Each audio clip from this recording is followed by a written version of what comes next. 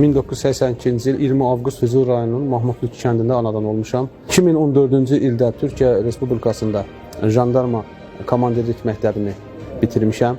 2015-ci ildən zabit hərbi rütbəsi almışam və Ensaylı hərbi hissədə qrup komandiri və dəstə komandirinin müavini kimi vəzifələrdə xidmət etmişəm. Xidmətin dövründə bir çox mükafatlarla mükafatlandırılmışam. Bunların içində isə vaxtından əvvəl kapitan hərbi rütbəsi də daxildir. 2020-ci il sentyabr ayının 27-si düşmən həmləsinin qarşısı alındıqdan sonra Cənab Ali Baş Komandanın müvafiq əmrinə əsasən əks həmlə əməliyyatı başladı. Mənim ilk döyüş yolum Füzuli rayonunun istiqamətində olubdur. Füzuli-Bakı yolunun açılması və 5 kəndin işğaldan azad olunmasına tapşırığı verilmişdi. Biz o tapşırığı uğurla yerinə yetirdik və düşmənin postunu darmadağın etdik, xeyli sayda canlı qüvvəsini məhv etdik. Füzuli rayonu ərazisində bayraq sancan hərbi qulluqçularımız çoxdur, onlardan biri də mənəm. Mənim uğur hekayələrimdən biri də budur. Şuşa şəhər istiqamətində gedən döyüşlərdə ayın 5-i noyabrda 2020-ci ildə yaralanmışam və 8-i Şuşa şəhərindən təxliyə olunmuşam.